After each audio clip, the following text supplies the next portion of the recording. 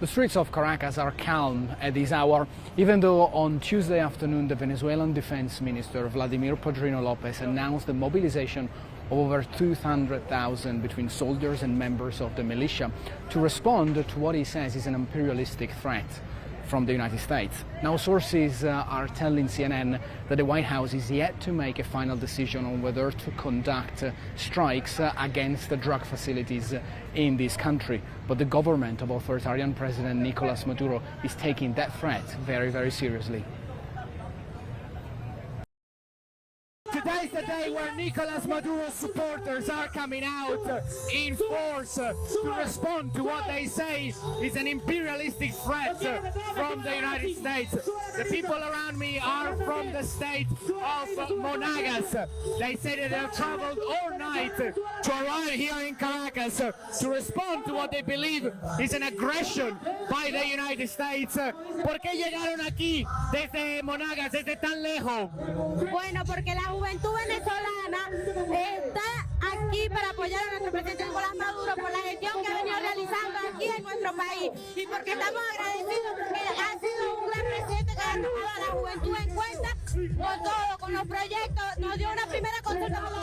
This march is for young people, students, university students, and Andrea here just next to me said that Nicolás Maduro, in her opinion, is supportive of young people causes and they are here to show their support. It's not that Nicolás Maduro is extremely popular in Venezuela. However, this shows that the government still controls a base of support, especially outside of Caracas. For CNN, this is Stefano Pozzebon, Caracas. We support Venezuela. We'll go out to the streets to defend our homeland with tooth and nail. We are receiving the call from the President of the Republic to defend our homeland. The problems of Venezuelans should be resolved by Venezuelans. I do not pass comment on the domestic problems of a foreign country. We come from the state of Guiana Esquiva. We traveled 19 hours. We arrived at 7 in the morning. It was an experience getting here. But here we are, the youth always present. I feel worried because this affects everything. There is a lot of tension. The United States should not interfere in this manner. I think it's an abuse.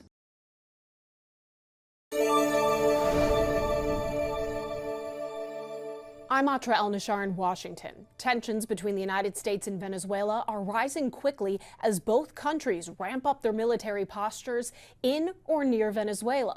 The Trump administration says it's focused on counter-narcotics, but there are real questions about whether the U.S. will launch strikes inside the country.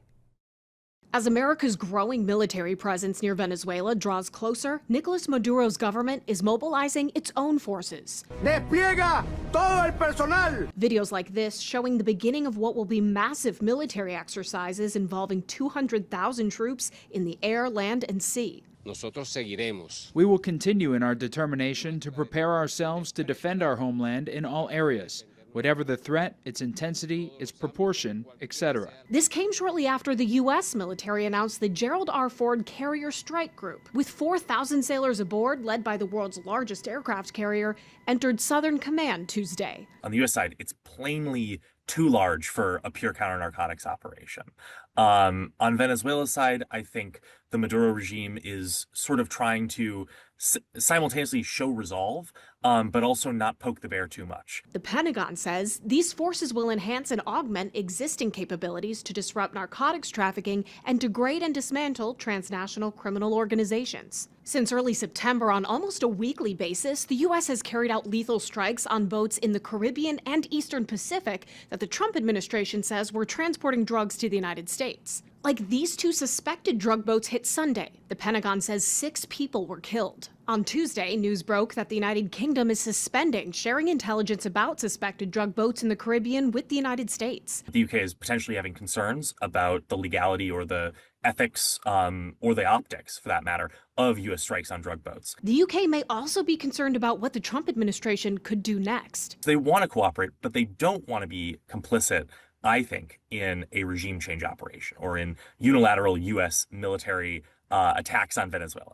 Colombia also halting its intelligence sharing with the U.S. Now, President Trump has maintained that regime change is not his goal, but he's also confirmed he authorized covert CIA operations inside Venezuela. In Washington, I'm Atra El-Nashar. In our world lead right now on a U.S. Navy ship, the U.S. is holding 2 survivors of a U.S. strike on an alleged drug-filled submarine in the Caribbean. This according to President Trump. It would be the 6th known strike, the first that didn't kill everyone on board. In the same week, Trump publicly declared he authorized the CIA to operate inside Venezuela to crack down on drug trafficking and migrants. This afternoon, the president had this colorfully worded message for the Venezuelan strongman leader, Nicolás Maduro. He's offered everything. You're right. You know why? Because he doesn't want to fuck around with the United States. So joining us now is retired U.S. Air Force Colonel Cedric Leighton. I won't ask you about that language from the president, but I will be asking you about what the United States is doing. The U.S. Navy is deploying about 4,000 more Marines and sailors to patrol waters around Latin America and the Caribbean. Maduro is rolling out a new defense plan, reportedly mobilizing his own military, police, and militias.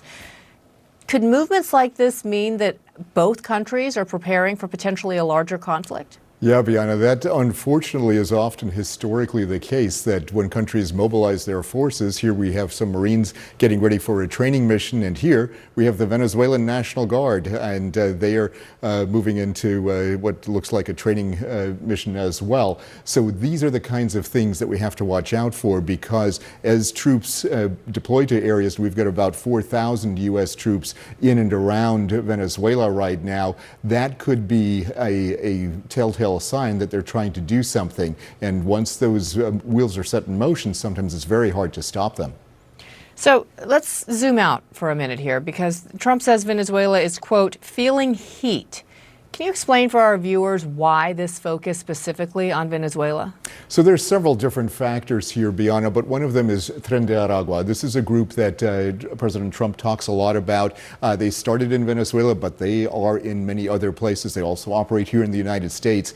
One of the things that they do is very clearly and very badly human trafficking. They also do target migrants as part of that human tracking effort. Money laundering is also one of the key elements that they do, and probably most importantly to the U.S. administration is drug smuggling. So that's one aspect of it right there. Then you've got the military aspect.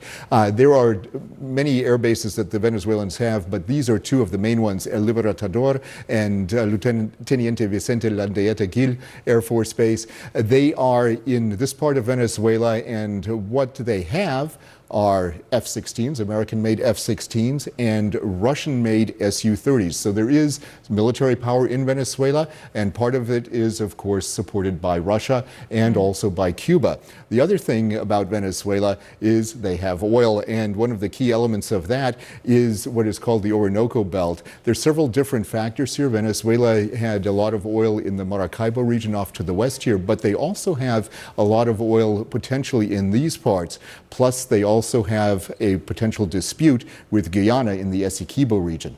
Yeah, it used to be one of the richest countries in the world, given their oil reserves. I do want to ask you and get your take on the head of the U.S. Southern Command stepping down. This is Admiral Alvin Halsey, who led operations in the Caribbean for only a year. And sources are telling CNN that he and Defense Secretary Pete Hegseth did not see eye to eye. This is a high-profile resignation during an incredibly tense time, as you've just laid out. How unusual is that? It is very unusual. Usually when tensions ramp up in a particular theater that is a theater of potential conflict, the person in charge of that combatant command, in this case Southern Command, would stay on in the job and see things through. But what is clear to me about Admiral Halsey stepping down is that there must be some policy disagreement going on here. And one of the key factors is that these attacks against the little ships that we've seen off the Venezuelan coast, they may not quite fit in with the construct of the laws of war. And that's a key factor and could have resulted in his early retirement. All right. Colonel Cedric Leighton, thank you so much. Good to see you. Good to see you too, Bianna.